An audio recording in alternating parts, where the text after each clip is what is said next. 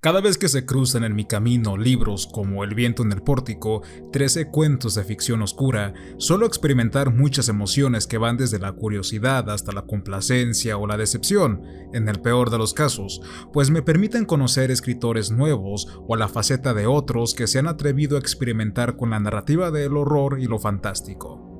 John Vaughan, un miembro de la aristocracia escocesa, es considerado dentro del mundo de las novelas de espías uno de sus más importantes íconos.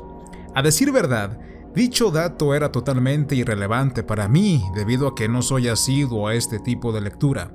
Sin embargo, luego de que la colección gótica hubiese aportado una muestra de lo que este hombre es capaz de hacer, me deja muy en claro que allá afuera hay más autores clásicos por descubrir.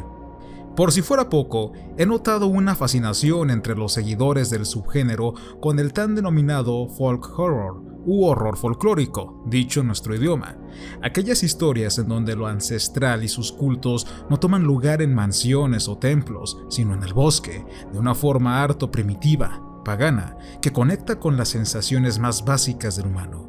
Por ende, las aberraciones que emergen de tales prácticas se alinean con la agresividad y destrozan tanto el interior como el exterior de sus víctimas. Recordemos que lo que es adentro es afuera. En fin, cuando hago referencia a esa dichosa fascinación, es a causa del fanatismo que causan cintas como Midsommar o Hereditary y autores como Blackwood y Machen, relacionados también con el horror folclórico, porque suelen ser una de las primeras referencias que la gente nombra, y El viento en el pórtico posee un aire al susodicho, y de hecho la propia Valdemar lo promociona así. Digo, con tan solo ver a Pan en la imagen de cubierta ya nos damos una idea. Como consumidor, ¿estoy de acuerdo con ello? Sí, no lo negaré. Sin embargo, de un tiempo para acá he de confesar que me siento muy raro con estas clasificaciones. Creo haberlo comentado en otro vídeo, pero creo que también ayudan a su manera para que no nos perdamos entre la enorme oferta que yace frente a nosotros.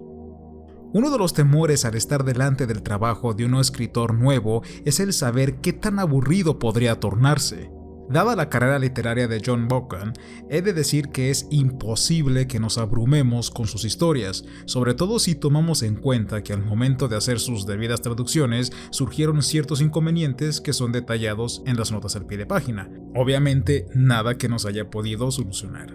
Similar al volumen de El Rey de Amarillo, El viento en el pórtico, 13 historias de ficción oscura, es una selección de otros volúmenes como El vigilante en el umbral y otros cuentos. Relato del que hablaré en breve, La luna inmutable, cuentos y fantasías, y el Club Runaways, en donde los miembros de un nicho se hallan reunidos y aprovechan ese momento para entretenerse contando historias, algo que me hace recordar el trasfondo del canon de Kornacki, de Hudson. Sin más preámbulo, pasaré a decir mis recomendaciones, pues algunas las he disfrutado en gran medida. Como no podría ser de otra forma, Valdemar siempre pone uno de los mejores cuentos al inicio de sus libros, y creo que casi todas las editoriales lo hacen: El vigilante en el umbral. Este es un claro ejemplo de esos inconvenientes en la traducción de los que les decía. Un abogado está de paso por tierras ajenas, pero su prima, que vive en medio de los bosques, posee un sitio en el cual puede alojarse. El título va tomando más sentido cuando el abogado se da cuenta que el esposo de su prima sufre una enfermedad. No obstante, no se trata de una enfermedad del cuerpo, sino una del alma, siendo más específico, una posesión, pues la morada se halla cerca de un lago cuyo nombre hace referencia hacia una entrada del otro mundo. El argumento es sumamente genial por todos los elementos que integra, dado a que los cuerpos grandes de agua siempre se han asociado como entradas hacia el reino de los espíritus, incluso los mayas lo ejemplificaban con los cenotes. Sin olvidar el tema de la posesión como una especie de padecimiento que no únicamente afecta al sufriente, sino también a las personas de su entorno. El libro magno de San Cipriano toca este tema, proporcionando a su vez una oración para limpiar el alma. Una forma en la que el horror folclórico es abordado sin seguir puntualmente los aspectos mencionados del paganismo y de los bosques es a través del relato Basilisa, pues se toman en cuenta los arquetipos de las divinidades helénicas en la figura del hombre moderno.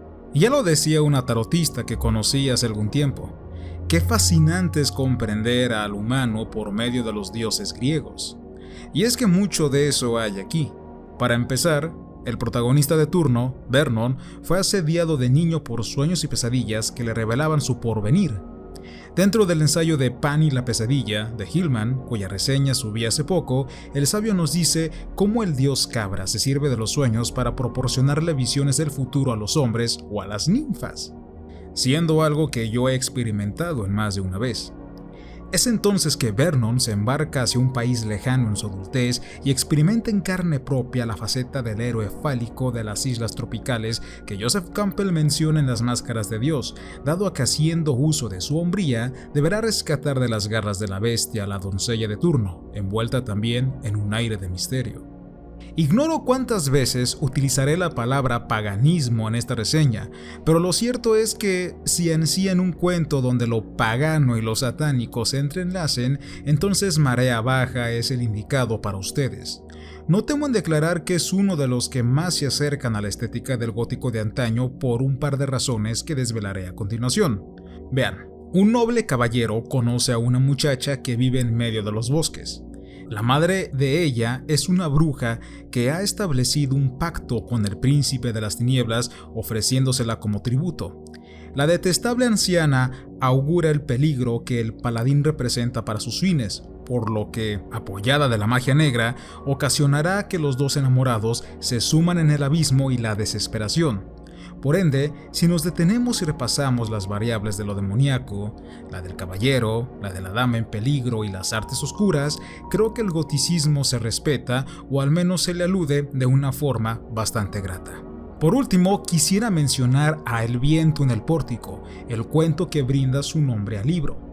Similar al primer relato, aquí se nos habla respecto a establecer nuevas construcciones humanas en lugares antaño sagrados y que gracias a esa condición divina son ahora puertas hacia lo desconocido.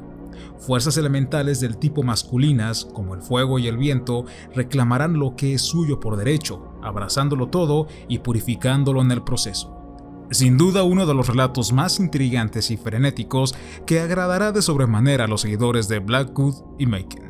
En conclusión, El viento en el pórtico, 13 cuentos de ficción oscura, es uno de esos libros que me han permitido tener acceso a un escritor donde, si bien sus principales aportes juegan en otros campos, en el ámbito del terror se desarrolla de una manera formidable. Se nota que son narraciones con una gran erudición de por medio, cosa que pude corroborar y que compartí con ustedes durante los resúmenes.